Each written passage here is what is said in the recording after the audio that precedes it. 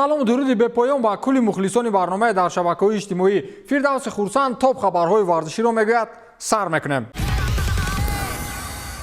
шаби гузашта Айнтрахт Франкфурт ва Рейнджерс як бозии хеле ҷаззоберо дар финали Лигаи Аврупо нишон доданд. Дастаҳо то дақиқаи 120 бо ҳисоби 1-1 мусовӣ буданд ва шароит фароҳам омад ки корро бо марҳилаи пеналти ҳал кунанд. хизмати хирсонаи Арон Ремзи дастаи Рейнджерсро аз гирифтани ҷоми Лигаи Аврупо бенасиб монд. таҷрибадортарин футболбози ин даста дар минбарҳои баланди аврупоӣ Арон Ремзи ки замони овозаву дарвозааш сархати расонаҳои хабарӣ дар Англия буд, натавонист аз уҳдаи иҷрои зарбаи 11-метра ба хубӣ барояд. аз ин рӯ Айнтрахт дар ин мусобиқа чемпион шуд ва акнун бубинед ки мухлисони ин даста дар Испания таи 2 рӯз чӣ корҳое карданд. ба шаҳри Севилияи Испания бо ҳисоби умумӣ таи 150 000 мухлис омаданд ва тибқи оморҳо таи 20 000 мухлисон аз Шотландияву ҷойҳои дигар ва аз 100 000 зиёдаш танҳо аз Олмон омаданд. ҳарчанд дастаҳо ҳардуяшон имкони харидани 10 000 чиптаро доштанд, чунки 24 000 чиптаи дигар ба ҳисоби УЕФА мерафт ва фурӯхтани он низ дар ихтиёри созмони мазкур буд. хулас аз 150 000 мухлиси омада аз Айнтрахт дарсади зиёдашон дар кӯчаҳои шаҳри Севилия, тарабхонаҳо, қаҳвахонаҳо ва маконҳои дигар тариқи телевизион тамошо мекарданд. дар ин ҳолат албатта ки беҷангу ҷанҷол намешавад. шаби чоршанбе дар яке аз кӯчаҳои шаҳри Севилия таи 200 нафар мухлисони Айнтрахт бар сари мухлисони Рейнджерс ҳамла карданд ва ҷанҷоли гурӯҳӣ то ҳадде калон шуд ки ҳатто ба истилоҳ калонаи полисҳо ба ҷои ҳодиса бираванд. полисҳо вақте барои халос кардани ҷанҷол даромаданд, мухлисони дастаи олмонӣ аз фурсат истифода бурда бар сари полисҳо сангу шиша ва ба қавли худамон ҳар чизе аз пешашон мебаромад ҳаво медоданд. ҳатто аз маводҳои пиротехникиву тарканда истифода бурданд, мисли ҷанги шаҳрвандӣ, садои занги мошинҳои полисҳо, садои тиру таркиш ва тӯдаи одамони бешумор ки инсу онсу медавиданд. 5 мухлиси Айнтрахтро ҳоли ҳозир пушти панҷара бурданд. олмониҳо ин навбат ҳатто полисҳои испаниро ҳайрон карданд. сардори шуъбаи полисҳои шаҳри Севилия Хуан Карлос Кастро аз ин амали онҳо воқеан дар ҳайрат буд ва гуфт ки ман чизеро нафаҳмидам. одамони аз ҳад зиёд ки аксарияташон дар ҳолати мастӣ қарор доштанд ва ҳатто зиёди мухлисони дар майдон буда бидуни чипта ворид шуданд. дар шаҳри Моло сохтмони биноҳои зиёда идома дорад ва ин амали онҳо метавонад ягон мушкилии ҷиддӣ ворид намояд. дар ҳафти бозӣ чандин аксу наворҳое дар шабакаҳои маҷозӣ ворид шуд ки он ҷо мухлисони ҳарду тараф ҷониби якдигар ҳамла мекунанд. онҳо дар даст курсӣ ва шишаҳои оби ҷаву сангу оҳанпораҳоро бар сари якдигар ҳаво медиҳанд. ҳоло ягон хабари расмӣ аз марги касе нест, вале иттилоъ ҳаст ки чӣ хел табибон 2 рӯзи охир аз ҳад серкор шуданд. баъдан маълум шуд ки ба майдон беш аз 50 000 мухлиси Айнтрахт ба ҳар восита ворид гардиданд. масъулини бошгоҳи франкфуртӣ ҳамчунин барои мухлисоне ки ба Испания нарафтанд дар майдони хонагии худ экранҳои калон гузоштанд ва майдон моломоли мухлисон буд. ба назар чунин мерасид ки кадом як консерти гурӯҳҳои роксароён аст. одамон он гуна истоданд ки гӯё саҳар дар маршрути хатсайри 8 ба коргоҳ равонанд. ҷои поймонӣ набуд. яксу мухлисон бо шеру суруд, сӯи дигар бо гулхани оташ аз чемпионӣ истиқбол мегирифтанд. ана ин хел дастаро мухлисӣ мекунанд. кам кам шумо ҳам биёед ба майдонҳои футболи тоҷик. курсиҳои аз беодамӣ чанггирифтаи майдонҳои мо дар интизори шумоянд мухлисони азиз.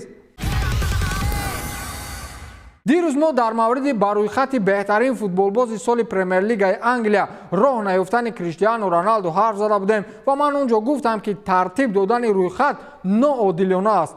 охир мешавад футболбозе ки 18 гол задааст ва дар рӯйхати нишонзанҳо дар мавқеи сеюм аст ба 10-гонаи футболбози сол ворид накунӣ? хулас дар ин рӯйхат номи ӯ нест ва ин танҳо мо мухлисонро ҳайрон накард, балки нафароне ки ба футбол нисбати мо наздиктаранд аз ин хулоса дар ҳайрат афтоданд. капитани собиқи дастаи Манчестер Юнайтед Рио Фердинанд лобалои журналистон ниҳоди футболии Англияро танқид кард ва гуфт ки Роналду бояд дар чоргонаи аввали рӯйхати мазкур қарор медошт. шояд он унвони беҳтарин бозингари солро намегирифт, вале интихоби довталабон дар ин рӯйхат ки Роналдуро ҷой надоданд хеле хандаовар аст. Криштиану Роналду инро нисбати худ як нав беэҳтиромӣ қабул мекунад ва хоҳад гуфт ки шумо чӣ хел ҷуръат кардед. агар ба кулли оморҳо такя кунем, пас ӯ ғайри Муҳаммад Салоҳ аз ҳамаи одамони ин рӯйхат дида бештар ба задани гол даст ёфтааст. Ин иштибоҳи бузурге буд, гуфтааст Рио Фердинанд. 24 гол дар умум дар ҳамин мавсим. Ин аст омори футболбози мазкур бо пираҳани Манчестер Юнайтед. Магар боз каси дигарро мешавад ном бурд ки баробари ӯ ҳунарнамоӣ карда бошад? ман фикр мекунам гап дар сари бозиҳои Роналду нест, гап сари пирӣ аст ки оҳиста оҳиста моро нодаркор мекунад.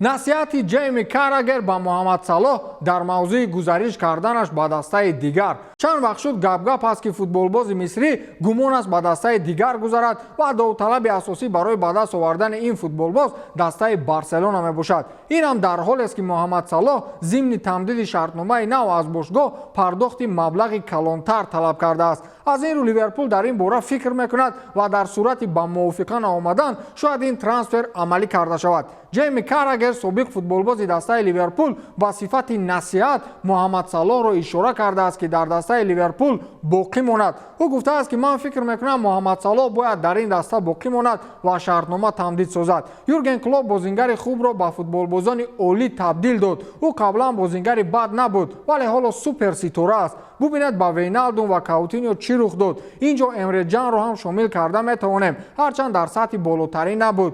ҳамаи ин футболбозон фикр карданд ки арзандаи пули калонтаранд ва ҳамин тар ба бошгоҳҳои бузург рафтанд, аммо барояшон имконияти ҳатто ба майдон баромадан надоданд. ин бояд барои Салоҳ дарси ибрат бошад. Премер-лигаи Англия беҳтарин чемпионат аст, Ливерпул беҳтарин даста аст, Юрген Клоп беҳтарин сармураббӣ аст. инҷо ӯ суперситора шуд, дигар чӣ намерасад? гуфтааст Ҷейми Каррагер. воқеан Муҳаммад Салоҳро Юрген Клоп ситора кард, вагарна дар дастаи Рома баланди баланд чалханоғлу мешуд.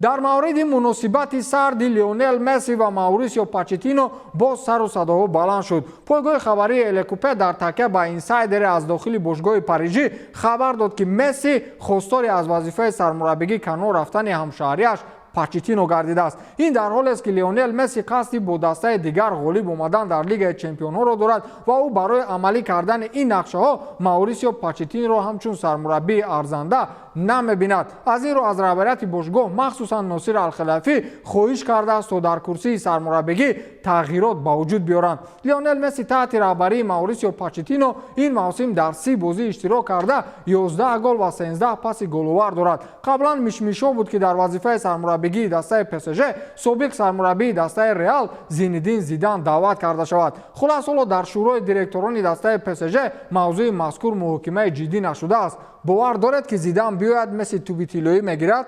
шояд, вале Зидан ки омад, Роналдо ҳам аз пушташ меояд, бо ҷанҷол калонтар мешавад.